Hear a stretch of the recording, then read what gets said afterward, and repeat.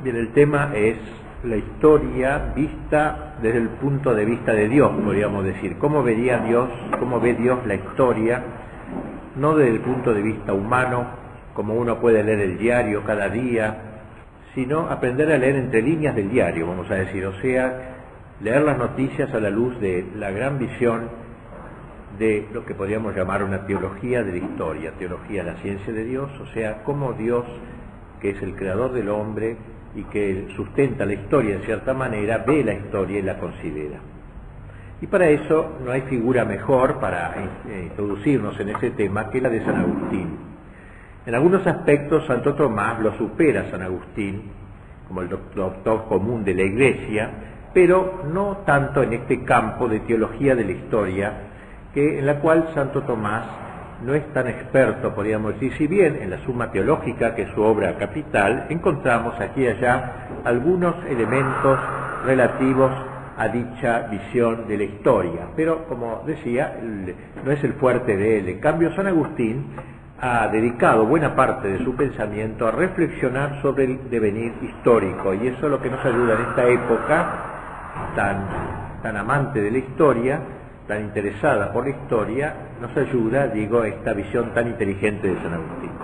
Como algunos de ustedes no conocen la figura, la persona de San Agustín, ni sus obras, será bueno, antes de exponer lo que él dice acerca de la historia, la teología de la historia, referirnos a su vida y a sus obras principales. Agustín nació en el norte de África, que era en aquel tiempo una de las zonas más cultas del Imperio Romano.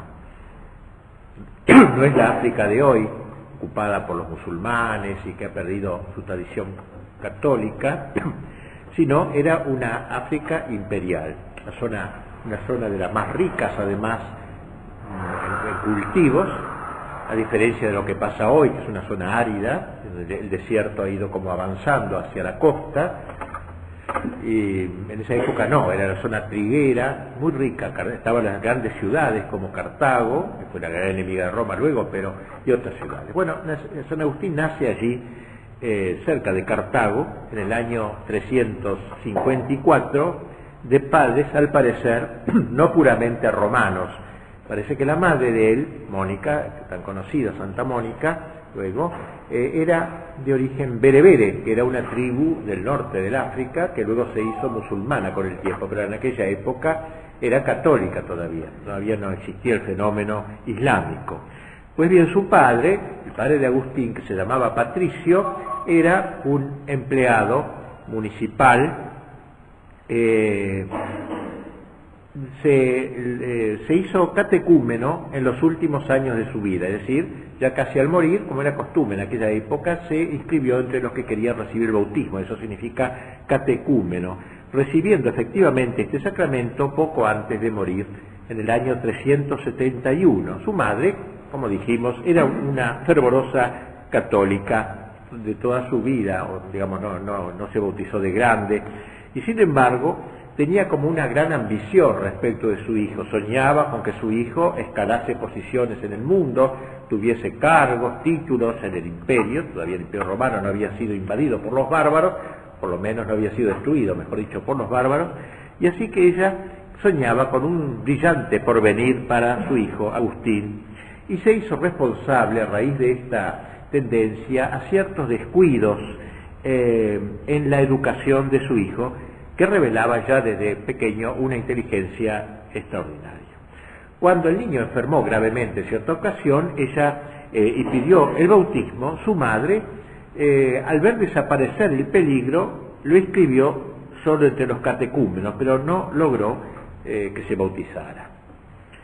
Recibió las primeras letras en su ciudad de origen, prosiguiendo sus estudios de retórica allí en África, pues su padre quería destinarlo al foro, es decir, el foro romano, a la elocuencia, al derecho sobre todo. En el año 371 pasó a Cartago, que era en aquella época una ciudad importante, pero Cartago era una ciudad corrupta, muy corrupta moralmente, y él se entregó a esa vida, a la vida que allí reinaba, al ambiente que allí reinaba. De una relación con una chica que duró varios años, tuvo un hijo al cual puso por nombre Adeodato, un nombre medio raro, pero Adeodato, o sea, dado por Dios, Adeodato, todo junto, Adeodato se llamaba su hijito. Por aquel entonces Agustín, dedicado a una vida corrupta, digamos, depravada, podríamos decir moralmente, despreciaba la religión de su madre, porque le parecía, dice, un conjunto de cuentos de viejas, decía. Todo el catolicismo eran como cuentos para personas iletradas. Y habiendo leído una obra de Cicerón, en aquella época no había una formación seria, filosófica, también literaria, retórica, se despertó en su alma la idea de tener una concepción filosófica del mundo, es decir, elevarse un poquito de lo que la gente común piensa de las cosas y tener una visión más profunda del acontecer. Y poco después se inscribió como auditor u auditor en un grupo, en una secta que se llamaba de los maniqueos. Maniqueos pues, se llamaba así porque su fundador era un señor llamado Mani, el cual sostenía que había como dos principios: un principio del bien, de todo lo bueno que hay en la tierra, y un principio del mal, pero no como decimos nosotros el demonio, una criatura de Dios que defeccionó, sino como otro Dios, vamos a decir, como si fueran dos dioses paralelos, el del bien y del mal, en lucha, en conflicto entre ellos.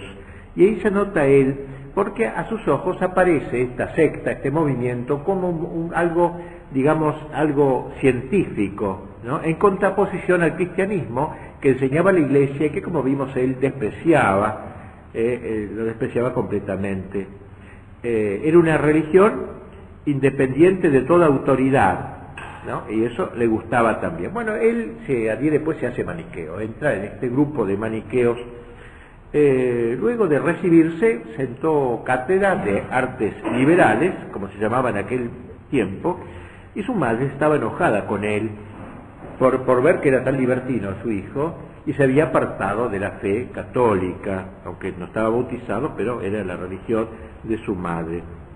Y ella empezó a llorar por la conversión de su hijo, a llorar intensamente, a lamentarse. Un poco de culpa había sido de ella dentro de todo, pero bueno, y ahora sufría al ver a su hijo tan descarriado, tanto que un día un obispo católico la confortó, porque digo, también los maniqueos tenían obispos, pseudo-obispos. Un obispo católico la confortó, un día le dio ánimo a Mónica, diciéndole: no es posible que perezca un hijo de tantas lágrimas, como él contaría luego. O sea, si tanto había llorado por su hijo, Dios tendría compasión de Agustín.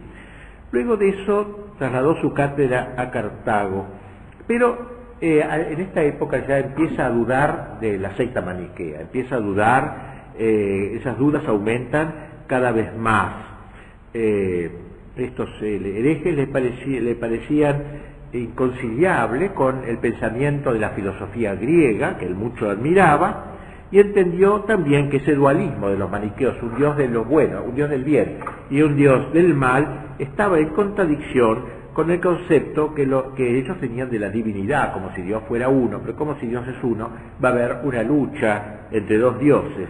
Y sobre todo, estas dudas se acrecentaron cada vez más y acabó de convencerse de que estaba equivocado en ese grupo de maniqueos cuando conversó con un obispo maniqueo. Yo dije que recuerda que tenía un obispo que se llamaba Fausto.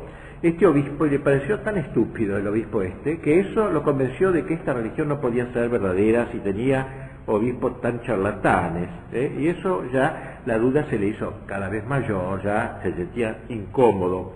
Sin embargo, fue a Roma, fue a Roma contra la voluntad de su madre, que decía: todavía si mi hijo se me va lejos, yo perderé todo influjo sobre él, y frecuentó todavía ahí cierto trato con los maniqueos que tenían su sede también en la ciudad de Roma.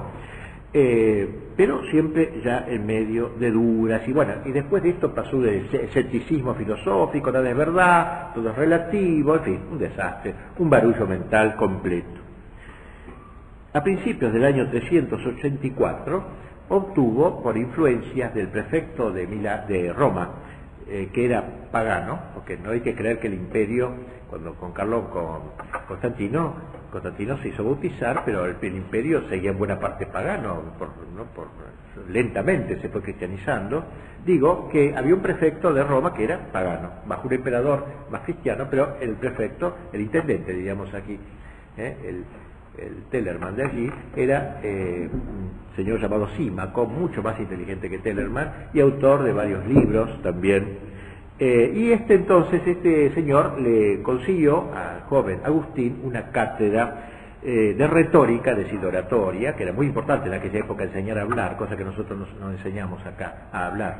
Es decir, a hablar bien, con expedición, la oratoria, ¿no? Eso no se sabe nada acá. Pero bueno, ahí hay una cátedra de retórica en Milán, en la ciudad de Milán, sacada a concurso por el Estado, llamaba a cátedra, y fue elegido Agustín profesor de retórica en Milán. Se va a Milán entonces, un lugar honroso, un lugar seguro. Milán iba siendo casi una capital importante de la romanidad. Después de Roma era la ciudad más importante esa.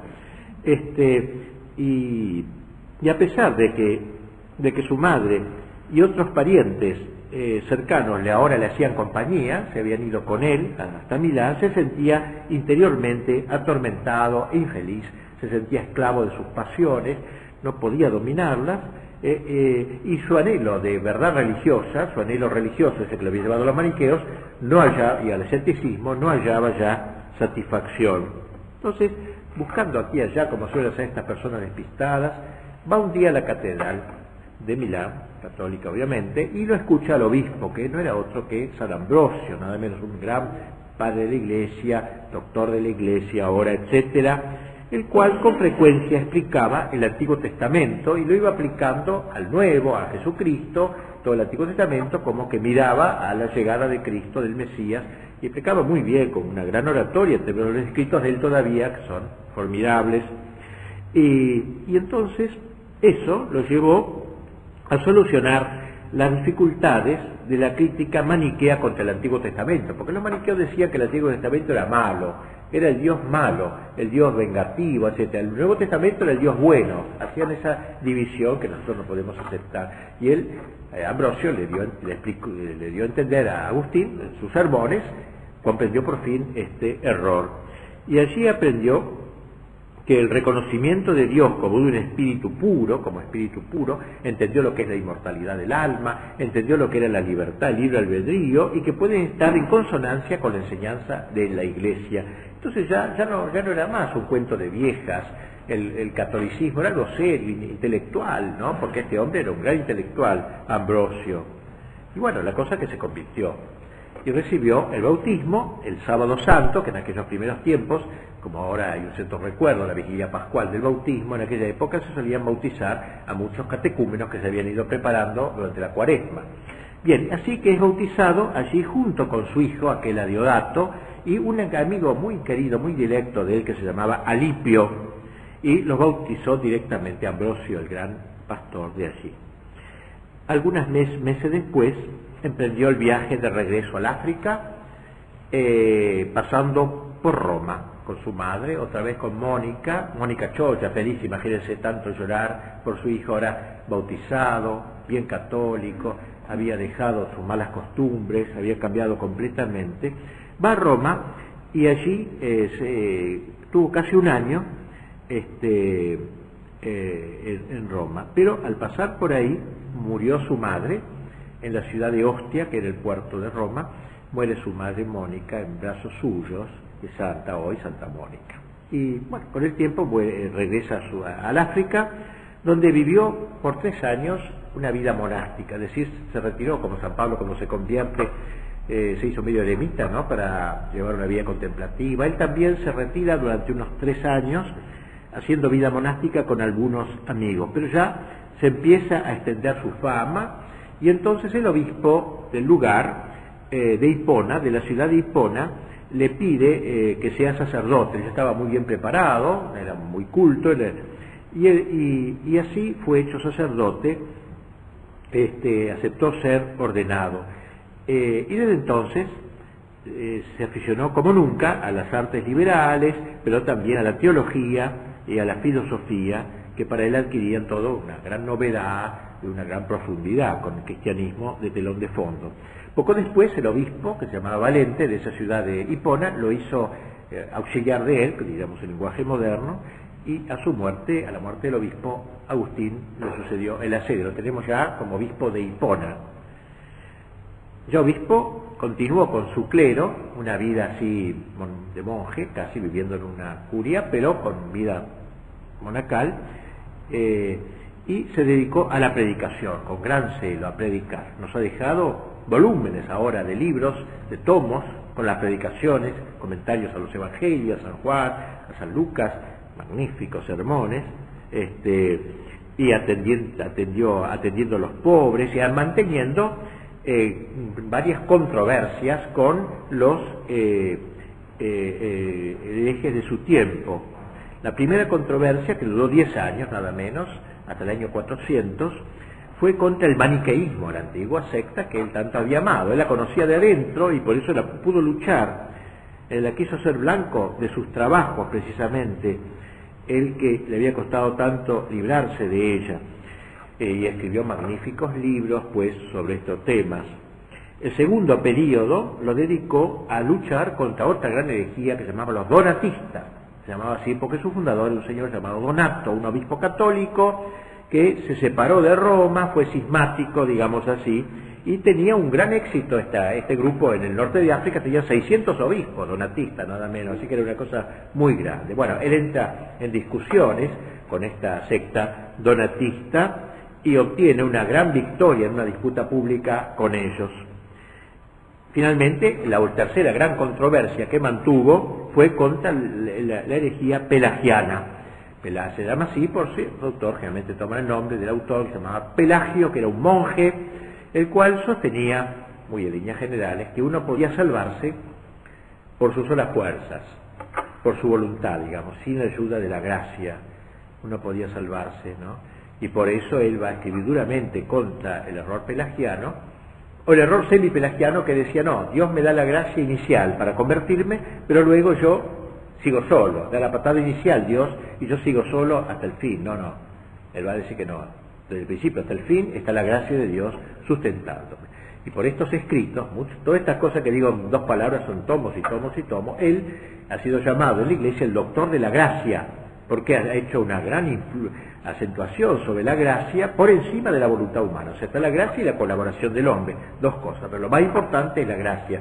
Dios tiene el primado y el hombre no hace más que consentir a la gracia, o no. Bueno, bien, esto es una idea, una visión, una panorámica de la vida y de las obras de San Agustín. Murió en el año 430, mientras los vándalos, los herejes, unos bárbaros, que los bárbaros estaban invadiendo en este momento toda Europa, los vándalos estaban rodeando la ciudad de Hipona y él muere allí en ese momento bastante trágico de su vida. La obra que escribió sobre teología de la historia, que es la que nos congrega, se llama De Civitate Dei, o sea, acerca de, significa en latín, acerca de, sobre la ciudad de Dios. Esta obra la escribe también en una polémica que va a raíz de una polémica que debió mantener. La obra de San Agustín es el tiempo de la crisis del Imperio Romano. O sea, el Imperio Romano empieza a crujir, digamos. Ya antes había tenido grieta, pero ahora empieza a crujir ya en la época de San Agustín. Es testigo de este momento de crisis grandísima. Verdadera crisis única, o mejor, no comparable con otra, ¿no? A no ser a la crisis contemporánea, quizá, que es bastante grave. El año 410, una puerta de Roma llamada la Puerta Salaria, porque era una zona que comunicaba con las sales, zonas saladas, era forzada esta puerta de Roma por las tropas hordas godas de Alarico, bárbaros tremendos, que acampaban junto a sus muros. Los bárbaros ocuparon Roma, pusieron a saco a Roma y se retiraron después de 6 días de pillaje. era en el fondo el castigo de Dios por todos los mártires, al menos así lo interpretaron los católicos. El hecho causó una enorme impresión en todo el imperio. A Roma se la llamaba la ciudad invicta, es decir, invencible. Era siglos, se había acuñado, se había metido en la mente de los romanos que nunca jamás Roma sería vencida, que Roma era inmortal. Por tanto, esto fue una cosa, pero que apesadumbró a toda la gente noble, a la gente que amaba al imperio, y sobre todo cuando se conocieron los detalles sangrientos de la conquista de Roma, que se propagó con toda rapidez. Cuando San Agustín se enteró de ello, escribió, dijo en un sermón: cosas horrendas nos han sido contadas, ruinas, incendios, rapiñas, muertes, torturas, deshonras, 1000 veces nos las han contado y otras tantas las hemos lamentado y llorado, y todavía no nos podemos consolar de ellas. Es decir, la caída de Roma entonces fue una cosa tremenda para él y también para San Jerónimo. San Jerónimo estaba en Belén también, sabía que era un hombre muy viril, sin embargo decía: no pude menos que llorar cuando me enteré de la caída de Roma. Era como la caída de la madre, era la ruptura de lo grande del imperio, de toda la vieja tradición romana. Pero aquí se planteó, y esto es lo que va a ocasionar este estudio de San Agustín, a raíz de esta caída de Roma se planteó una idea. Los paganos empezaron a decir: ¿por qué ha caído Roma? ¿Cómo puede ser que esta ciudad invicta haya caído bajo los bárbaros? La culpa es de los cristianos. Porque antes, cuando Roma era pagana, Roma era gloriosa. Ahora que Roma es cristiana, entonces ahora cae. Entonces este tema lo va a tomar San Agustín. Esta catástrofe que le impresionó a él, a un hombre de tanta sensibilidad como él, digamos así, le hizo reflexionar sobre el hecho. Esa conmoción, ¿no?, afectaba también de rechazo al cristianismo. Los paganos, pues, culparán al cristianismo de la ruina de Roma y de todas las calamidades del imperio. Vuestro Dios permitió este desorden. ¿Para qué sirvió la conversión de los pecadores? En fin, críticas semejantes que a San Agustín, corazón católico cristiano de San Agustín, no podía dejar de responder. Y así va a escribir, en medio de las invasiones de los bárbaros, esta obra de los vándalos. Vándalos eran de los peores bárbaros. La palabra vandalismo, que todavía lo usamos para explicar una ruptura de todo orden, es por estos bárbaros que eran de los peores. Otros bárbaros eran más condescendientes. Pero bien, entonces va a explicar ahora, basándose en el hecho, va a escribir de Civitate Dei, en el cual los 11 primeros libros, los antiguos llamaban libros a los capítulos, en vez de decir capítulo 1, decían libro 1, libro 2. Los 11 primeros libros va a ser responder a esta objeción de los paganos, una magnífica exposición, y los últimos 12 libros los va a dedicar a exponer una visión de la historia, una visión teológica de la historia, que es lo que más nos interesa. El otro es una ocasión para que escribiera este libro. Entonces va a hablar de 2 ciudades, por eso decimos la ciudad de Dios, porque se va a referir a 2 ciudades. Y así va a decir que 2 amores fundaron 2 ciudades. El amor de Dios hasta el menosprecio del hombre, o sea, menosprecio en latín no quiere decir desprecio, sino dar menos precium, menos valor al hombre que a Dios. Bueno, la exaltación de Dios y el menosprecio del hombre engendró la ciudad de Dios. Y la exaltación del hombre, soberbio, etcétera, y el menosprecio de Dios creó la ciudad del mundo, la ciudad del hombre, ¿no?, la ciudad de la soberbia. 2 ciudades que se van a enfrentar. Esta sería la idea básica de la obra. 2 amores fundaron 2 ciudades. Ciudades no significa una ciudad determinada, qué sé yo, Buenos Aires, Roma, Moscú, sino 2 estilos de sociedades, 2 maneras de pensar, 2 cosmovisiones. Pueden estar los miembros de esa ciudad repartidos en el mundo, pero están unidos por una idea común: el amor a Dios como lo supremo, Dios con el primado de Dios, y el hombre subordinado a Dios, criatura de Dios, y la otra, el hombre supremo, el hombre endiosado, y todo subordinado al hombre, y Dios incluido si es que existe. Entonces va a afirmar la existencia de estas 2 ciudades. Pero enseguida, bueno, y vamos a entrar ahora en cómo las va describiendo estas ciudades. Ante todo habla del origen de cada ciudad. Uno se imagina que él, cuando habla del origen de la ciudad buena y mala, va a hablar de Adán y de Eva, de Caín, de Abel, qué sé yo, de los buenos y de los malos que aparecen desde el comienzo de la historia, en el Génesis, no. Él es muy genial, él va a saber que detrás de todo el drama humano, de la historia humana, que es un drama, una tragedia, un drama, que tiene un principio, un medio y un fin, va a explicarlo, está el mundo angélico, que olvidamos nosotros tanto, nos acordamos del ángel de la guarda, una cosa así, pero el mundo angélico para nosotros es una cosa que está allí, que no tiene nada que ver con nosotros, no. Él va a mezclar lo que pasa con los ángeles con lo que pasa con los hombres. Ustedes saben que Dios creó a los ángeles a todos buenos, no como decían los maniqueos que Dios creó algo bueno y algo malo, no hay una creación buena y una mala. Dios creó todo bueno, si algo se hizo malo es por culpa de uno.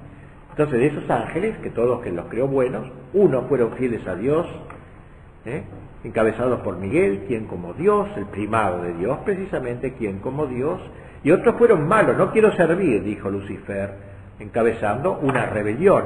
Así que las dos ciudades comienzan entre los ángeles, no en la tierra. Lo de la tierra será como un eco o una continuación de aquello de los ángeles. Los buenos de la tierra se van a unir con los ángeles buenos, los malos de la tierra se van a sentir en comunión con los ángeles perversos, con los demonios. Por eso entonces escribe él que el primer origen de las dos ciudades lo hemos de poner en el encuentro y diferencia que tuvieron entre sí los ángeles. Es decir, los ángeles buenos, la obediencia a Dios, quien como Dios, Él es la autoridad, el superior. Los ángeles malos, la desobediencia, no quiero servir, me aparto de Dios. Los ángeles buenos, la humildad, quien como Dios muestra que ellos son inferiores, criaturas. El otro, la soberbia, no quiero servir. La humildad se enfrenta a la soberbia, el yo se enfrenta a Dios, dos amores allí, separaron dos ciudades. Los ángeles malos, dice Agustín, volvieron las espaldas al sumo Dios, se miraron a sí mismos, es decir, los ángeles malos se miraron a sí mismos, se vieron tan perfectos, tan magníficos, porque Dios los creó espléndidos, con una inteligencia sublime, una voluntad decidida, y se adoraron, se admiraron tanto que se olvidaron que eran una huella del Creador. En cambio, los ángeles buenos miraron a sí mismos y se vieron que era, como San Juan de la Cruz cantó, digamos, que el Señor dejó a la creación vestida de su hermosura, pero no eran dioses, sino creados por Dios. En realidad, entonces, va a afirmar claramente Agustín contra el error maniqueo que todos los ángeles fueron creados con la misma naturaleza. No se puede achacar a la naturaleza de algunos ángeles su caída. Fue la voluntad de unos la que se torció y estableció esa separación que abrió un abismo entre ellos. Una falsa apreciación del bien. Se miraron a sí mismos, dice él, ¿no? Como si ellos fueran su mismo bien, dice, ¿no? Como si ellos fueran el origen de sí mismos, como si no provinieran de algo superior. Se miraron a sí mismos. Eso fue todo, ¿no? Y entonces ese amor de sí fundó ya la ciudad del mundo, la mala ciudad, así como el amor de Dios de los ángeles buenos fundó la ciudad buena. Corresponden a estas dos sociedades de ángeles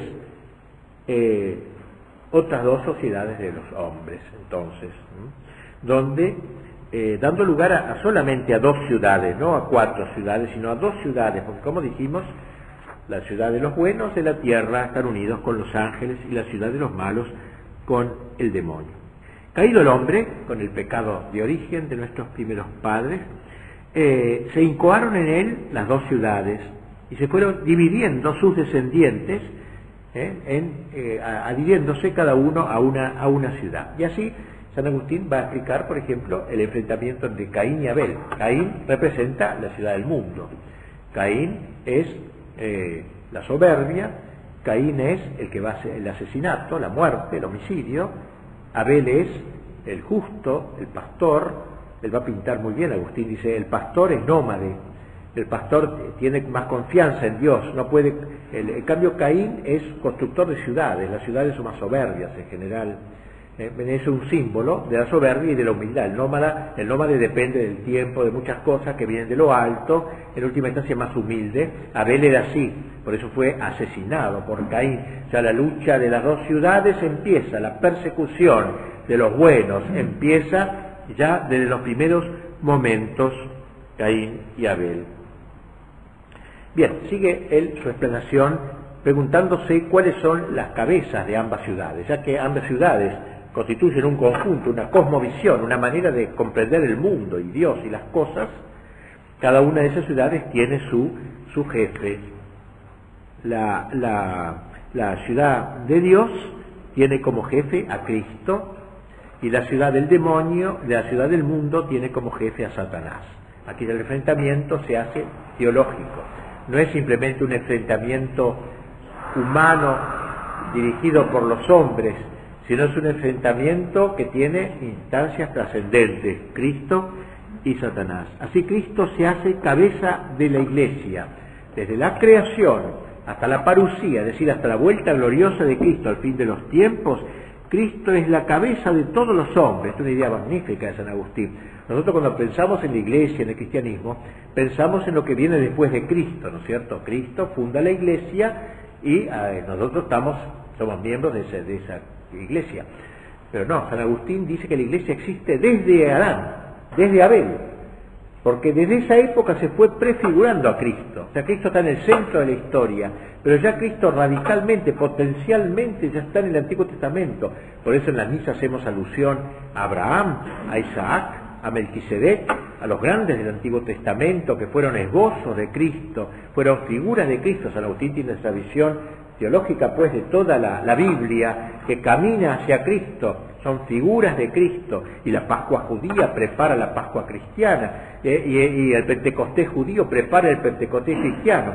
Si no se entiende el Testamento así, se lo lee con un sentido judaico. Nosotros debemos leer, dice Agustín, la Escritura con ojos cristianos. Desde el Génesis, cuando nombramos a Adán y Eva, Abel y Caín, ya debemos pensar en las dos ciudades, en Cristo y en las dos ciudades. Por eso Cristo es cabeza de la Iglesia desde la creación hasta la parusía. Es cabeza de todos los hombres buenos que han existido en la historia, o en acto o en potencia. Y por ser cabeza de los hombres, lo es también de su historia. De modo que toda la historia no es sino la historia del cuerpo de Cristo, no es sino la historia de Cristo y de su cuerpo, que es la Iglesia. Pues bien, si Cristo es cabeza de la ciudad de Dios, Satanás es cabeza de la ciudad del mundo, de los perversos. La cabeza de un hombre influye en su cuerpo interiormente, gobernando a sus miembros, pero también establece un gobierno puramente exterior, la cabeza en cuanto que ordena a los miembros hacia un fin externo. Y en este segundo aspecto, el demonio es cabeza de una organización, digamos así, a la que exteriormente dirige, como un general comanda un ejército. O sea, el demonio no se puede meter dentro de nosotros imperando nuestras acciones morales, pero sí desde afuera, tentándonos, y así como un general en jefe de un ejército. Evidentemente el demonio no puede lograr establecer un dominio interior entre los hombres, sobre los hombres, pero es cabeza de los malos, a los que exteriormente gobierna y tiene sujetos, en cierta manera, a sí mismo.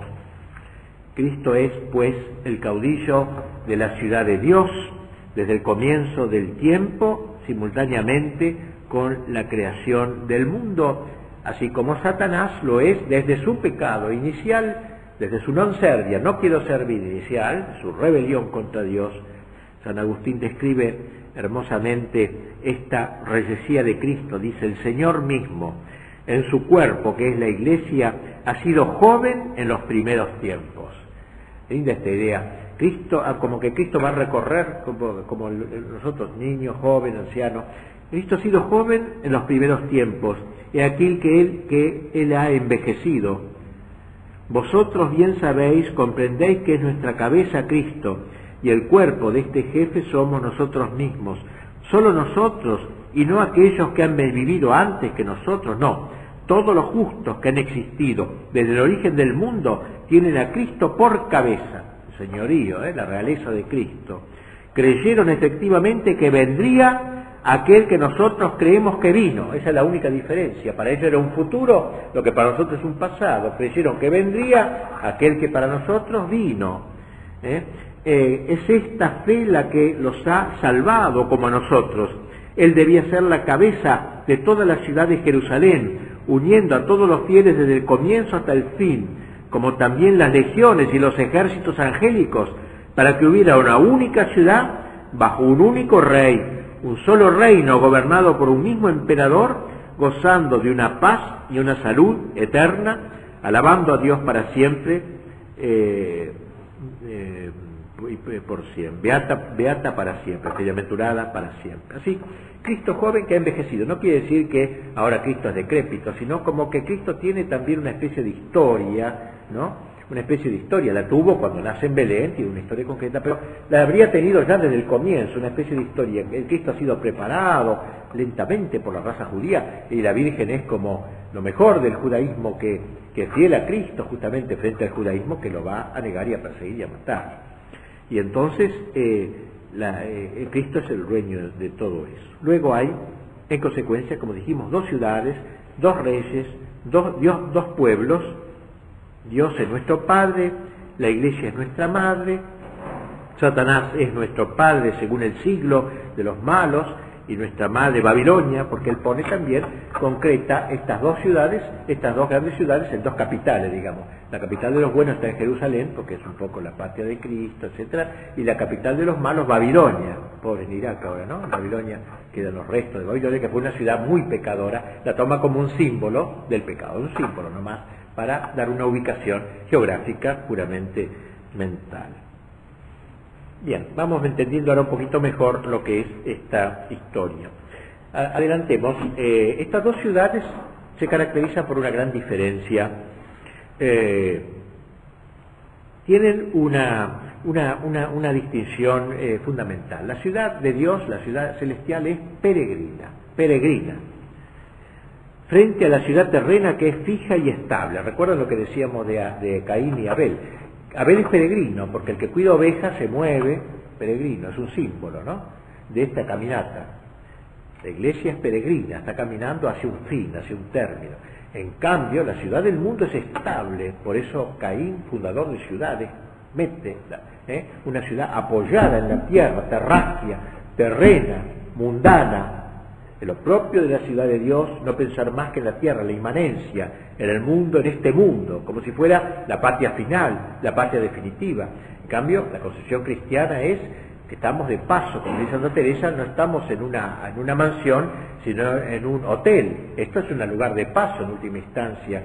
Esta es una diferencia esencial entre las dos ciudades. Los miembros de la ciudad del mundo están en esta tierra, haciendo de acá su patria terminal. Los miembros de la ciudad de Dios son peregrinos, están en camino.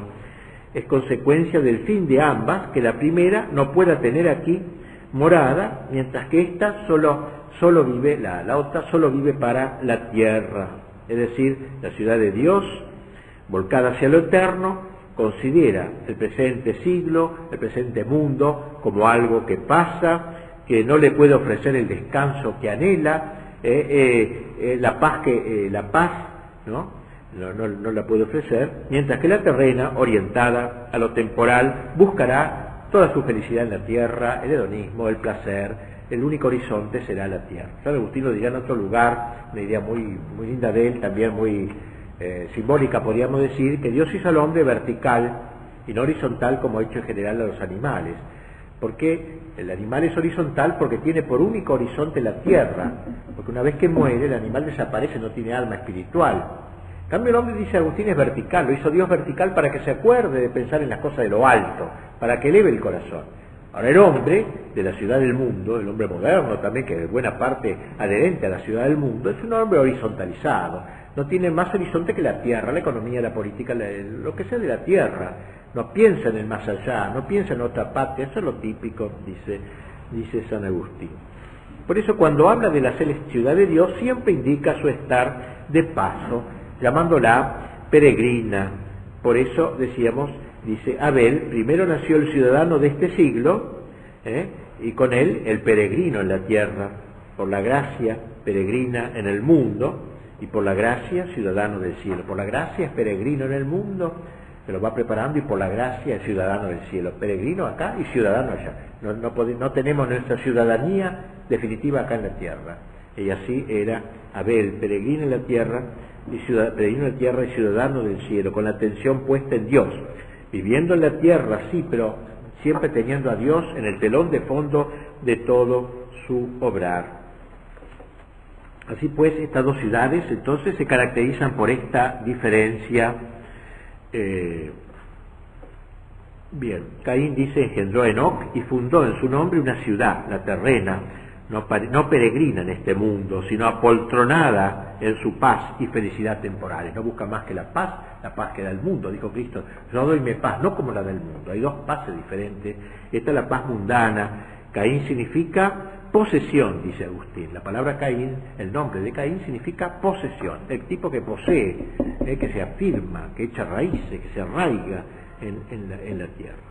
Ciudad aquí, posesión, fijación, nada de miras ulteriores, nada de valores supremos, su bien propio es lo terreno, su afán es lo caduco, su reinado es efímero, es en el tiempo ciudad, y lo dejará de ser en realidad cuando la ciudad celestial se confirme definitivamente. De ahí toda la secuela inherente a lo terreno que la acompaña, todo el desatarse de sus pasiones, de las luchas, de las guerras inicuas, toda la animosidad de sus miembros unos contra otros, todo el interés de dominio por dominar, considerado uno de los bienes más excelentes, las riñas, divisiones, etcétera.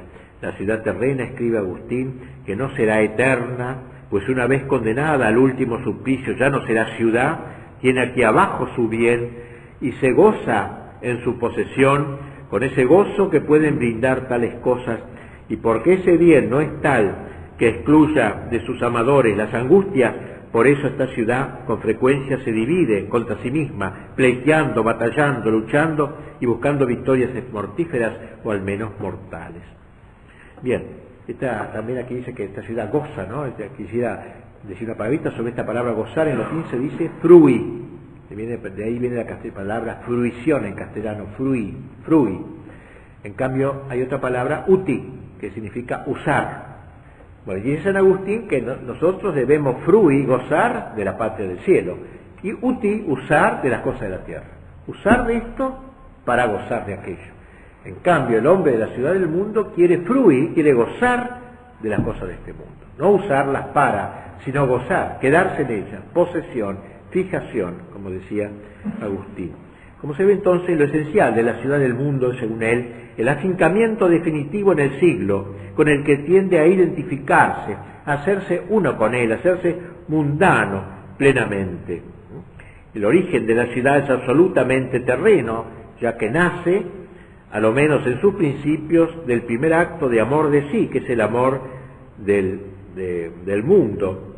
De ahí que su fin sea también terreno. En cambio, la ciudad de Dios nace de Dios y tiene su fin en Dios. La ciudad del mundo nace del hombre y tiene su fin entonces en el hombre, en última instancia en la tierra. Y para terminar terminar en la condenación. La ciudad de Dios es peregrina, lo es ante todo porque tienen puestos sus ojos en la finalidad supranatural de su propio movimiento. Son peregrinos, la gracia es una gracia peregrina, por la que ya voy participando de aquella ciudad, de que un día participaré de manera definitiva. De modo que el hombre de la ciudad de Dios es un expatriado. Expatriado. Su patria es aquella, la patria final. Tenemos la patria nuestra, la patria del patriotismo, pero no negamos eso. Pero la patria final de esa no somos ciudadanos definitivos de aquí. Otro dato que dice, para ir terminando esta descripción de San Agustín, es que estas dos ciudades están mezcladas. No podemos decir así que aquí están los buenos, la ciudad de Dios, y aquí están los malos, geográficamente separados. No, están mezclados. Hay gente de la ciudad de Dios, entre los malos, por ejemplo, en una sociedad perversa, y puede haber gente de la ciudad del mundo en una sociedad santa. Por ejemplo, ahora la tendencia es ¿cómo se podría decir?, a usar estos términos agustinianos, pero en un sentido temporalista. Estados Unidos, por ejemplo, se presentó durante la Guerra Fría como el eje del bien, como dice Bush ahora, el eje del mal, y la Unión Soviética era el eje del mal. Estas dos ciudades se manifiestan de esta forma falsa completamente, ¿no? Porque las dos eran ciudades del mundo, vamos a decir. También el mundo occidental estaba muy podrido. No era que eran los buenos contra los malos. Ahora los buenos pasaron a ser también Estados Unidos y los que lo siguen, y los malos el Islam. Cambiarán en todo caso, pero es una idea agustiniana mal entendida, ¿no? Vuelta loca, digamos así. En realidad están mezclados los buenos y los malos. En la Unión Soviética había mucha gente buena. Solzhenitsyn y tantos más, presos en los campos de concentración. No es que todo eso era perverso. Y en la sociedad occidental y cristiana, como se llamaba, había mucha gente perversa. O sea, están mezclados los buenos y los malos. No es solo al fin se hará el discernimiento como del trigo y de la cizaña. En el ínterin está todo mezclado. Adentro de la Iglesia Católica puede haber cizaña. Y el Papa ha dicho no hace mucho, que hay más cizaña en la Iglesia que trigo. Una frase terrible que yo nunca había oído en mi vida, una frase tan fuerte. O sea, también son los traidores que están dentro de la Iglesia. Están mezclados, no son los buenos acá, ¿no? Puede haber un tipo, a lo mejor en el Islam, que sea más bueno que uno que está en la Iglesia Católica aparentemente, pero en el fondo no lo está, porque es ciudadano de la tierra, mundano, y todas estas cosas que hemos dicho. Y a lo mejor ese otro, por falta de educación, de conocimiento, sin culpa, digamos así, trata de ser fiel a lo que entiende que Dios le dice.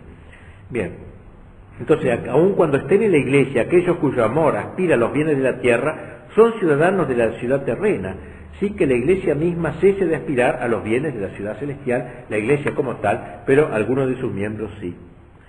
Bien, estas dos ciudades están enfrentadas. Cualquier tendencia que tengamos, cualquier tendencia que podamos sentir, dice Agustín, a tratar de evitar el antagonismo es una traición.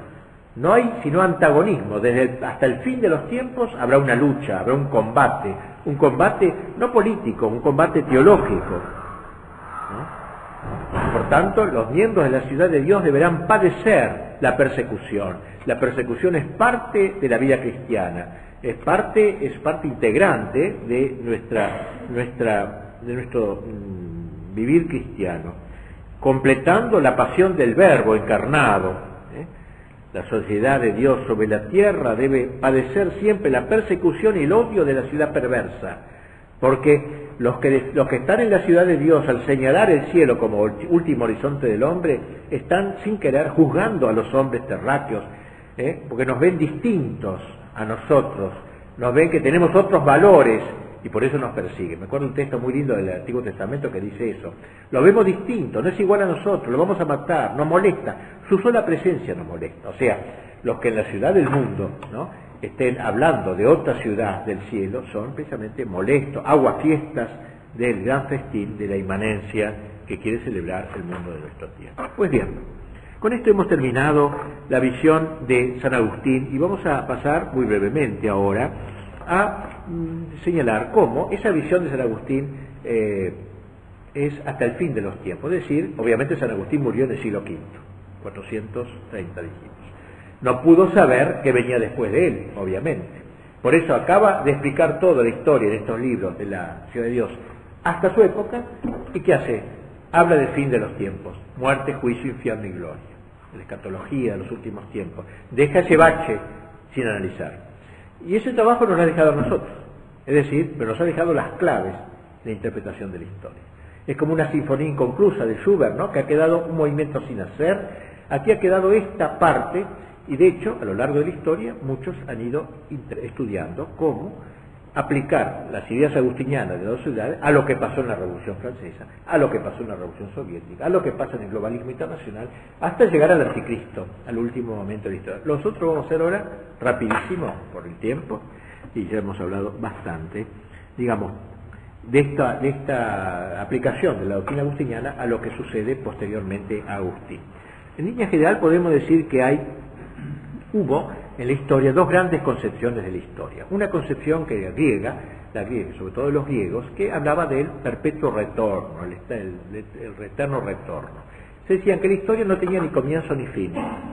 Y por eso era la figura de la historia de un círculo. Ustedes agarran un círculo, no saben dónde empieza, no saben dónde termina. Así sería la historia, no tuvo ni comienzo ni fin. Y un eterno retorno, cada tanto vuelve a repetirse lo mismo, y otra vez lo mismo, y así es la vida.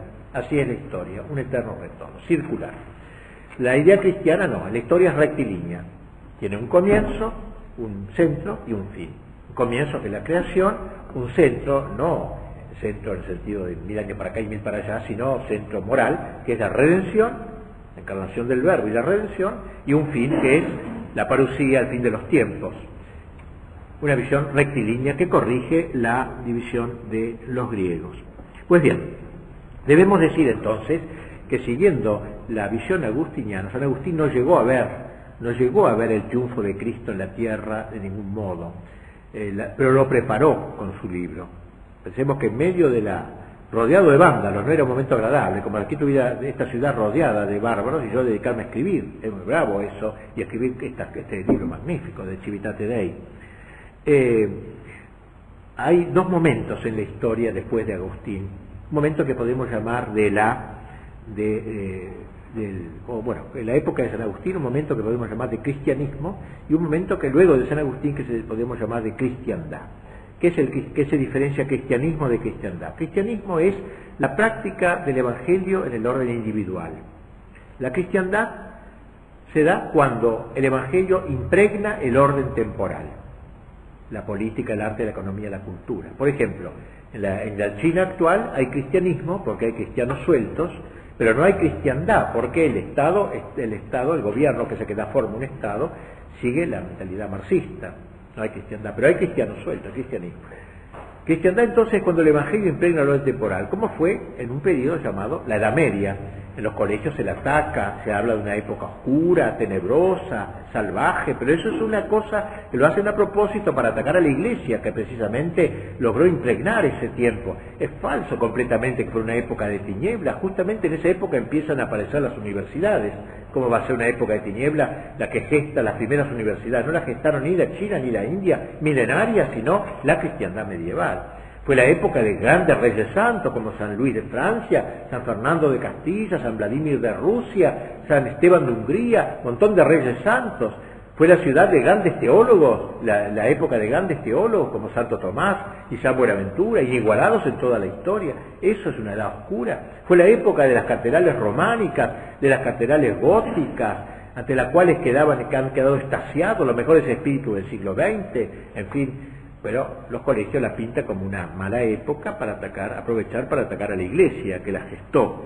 Pues bien, la cristiandad fue como una aplicación de la ciudad de Dios en el orden temporal, es decir, Cristo llegó a gobernar. Por supuesto que había gente muy mala en la Edad Media también, había muchos pecadores, no quiere decir que todos eran santos, pero la línea general. Y si uno era un pecador, se lo reconocía como pecador. No como ahora que uno peca y dice que es una desprolijidad, le buscan otro término, pero ya no, porque claro, no hay Dios, es una ciudad post-cristiana, no hay Dios, por lo tanto no hay pecado. El pecado es una ofensa a Dios. Si no existe Dios, no puede haber, la palabra misma, pecado, no existe en el lenguaje de la televisión, ¿no? Bueno, entonces, tenemos que esa época de la cristiandad fue una época bastante gloriosa que duró unos 3 siglos más o menos, del 1050 al 1350. Bueno, y al acabar esa época comienza a agrietarse este bloque de la cristiandad y se van dando varios pasos que van dividiendo la cristiandad, que formaba un gran imperio mundial, digamos así, sobre bases cristianas. La primera gran rebelión la realiza Lutero y el protestantismo, porque se divide toda Europa en 2 grandes partes. No podemos exponer aquí todo el pensamiento de él porque sería muy largo, solamente indicar como un jalón, digamos, de post-cristiandad, ya la terminación de la cristiandad. Luego, un segundo paso, más grave todavía, mucho más grave que creo, no sé, que Lutero, es la Revolución Francesa.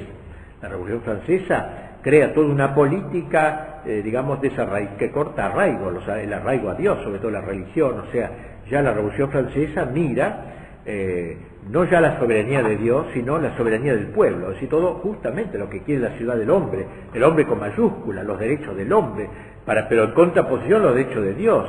No fue una cosa gratuita el derecho del hombre, como ahora se dice, para defender. Hay derechos, claro, naturales que el hombre tiene, pero no se lo decía en el sentido de liberarse de los derechos de Dios, y que el hombre cree sus propios derechos, sea creador de sus propios derechos, según las mayorías, las voluntades mayoritarias. Crea pues una política desarraigada del orden religioso, de lo trascendente, inmanente para la tierra, de la tierra y para la tierra.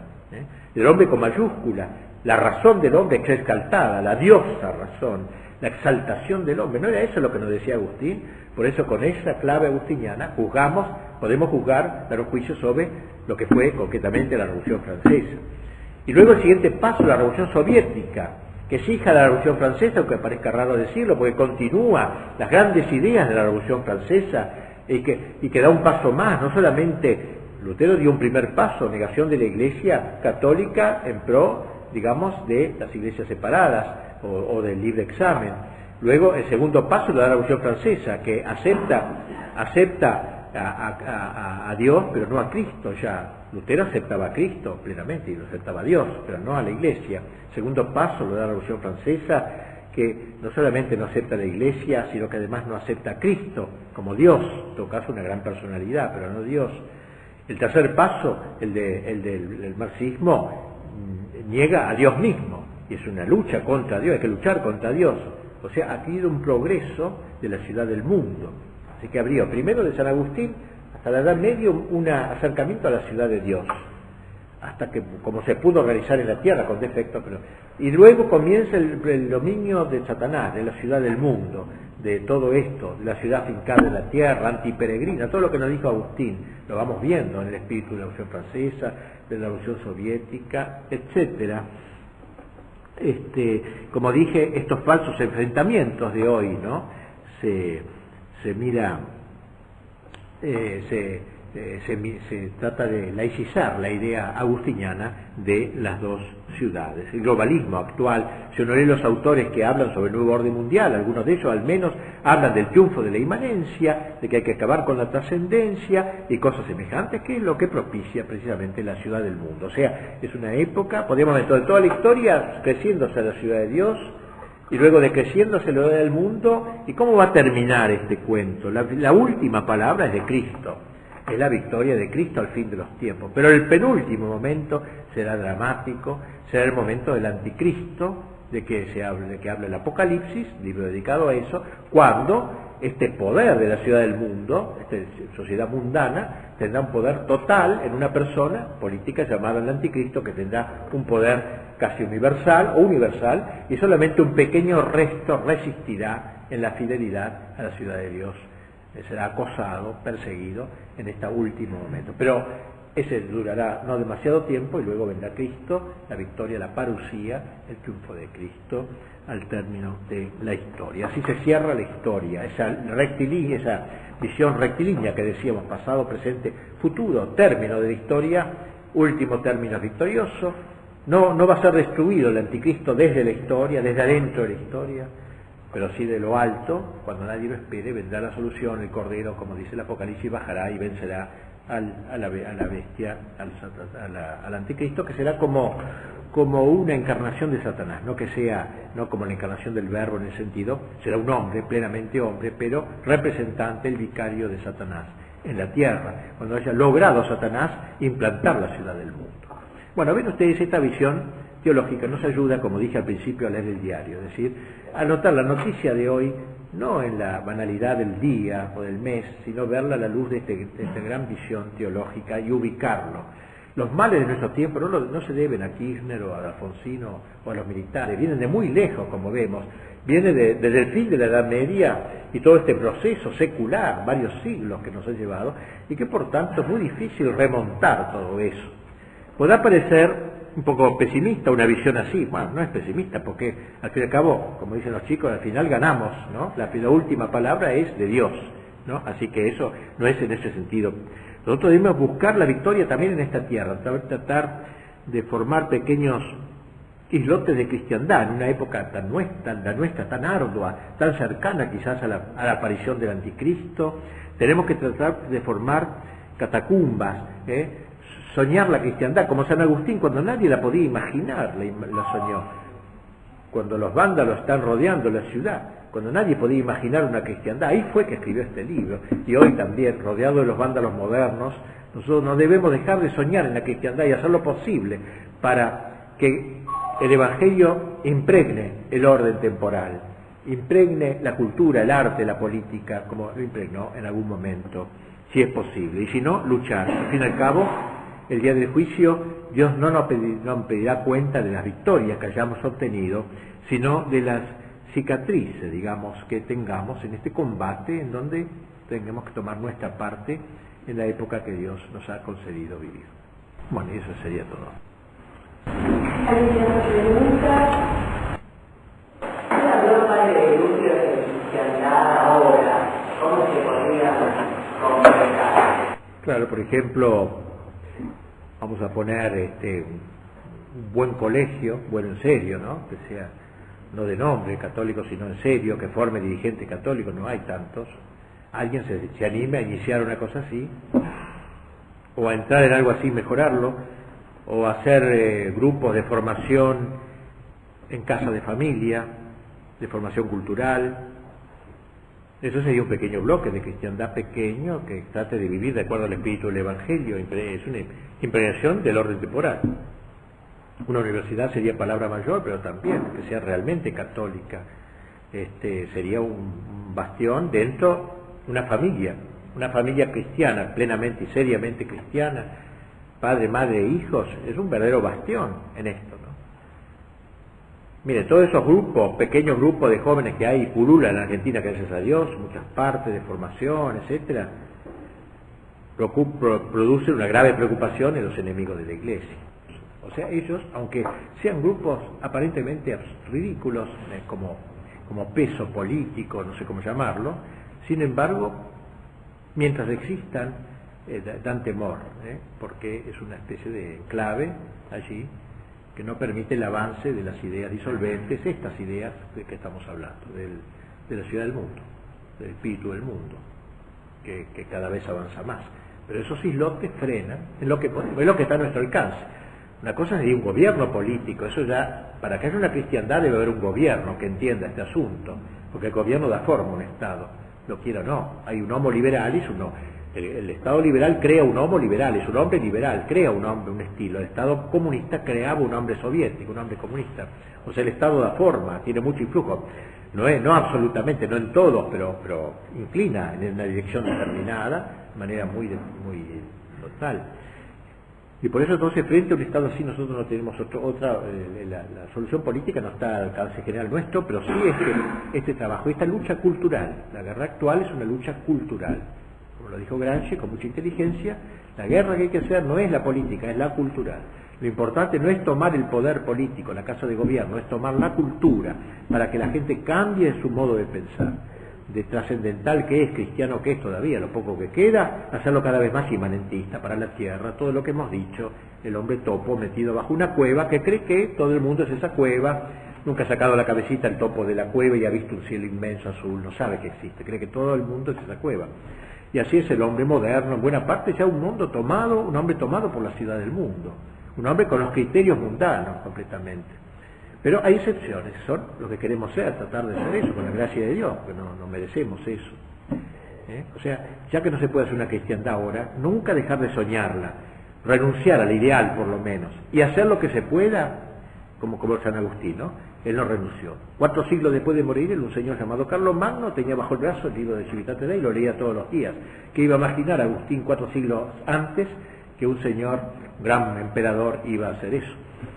Por eso digo, nosotros no nos toca saber los tiempos, los plazos de Dios, pero sí nos toca el combate, la lucha, la militancia, en el sentido de sembrar estas buenas ideas y crear grupos de resistencia. Yo no veo otra forma. Y esto podría ser entonces aproximarse a un grupo de cristiandad. ¿A un grupo de qué? De cristiandad. Claro, como un pequeño, o sea, como una familia cristiana es una pequeña cristiandad. Es una familia impregnada por el espíritu del Evangelio, el padre, la madre y los hijos. Si se logra esto, formar chicos heroicos en una época tan grave como la que vivimos, esto es un baluarte temible para el enemigo. Eso lo dice Fukuyama, uno de los enemigos del nuevo orden mundial es la familia, directamente la familia cristiana, ¿entiende? La familia, él acepta a la familia, pero como un contrato mutuo, digamos, que uno puede rescindir cuando quiera, una cosa así. pero no la familia cristiana, la fidelidad, el amor, todo eso está queriendo destruir precisamente. Pero una familia cristiana es un bastión. Mientras existan familias cristianas, no se puede tomar plenamente el Estado. Eso lo sabe el enemigo. Y bueno, es lo que está a nuestro alcance, ¿qué vamos a hacer? Otra cosa no. Bueno, muy bien, les agradezco.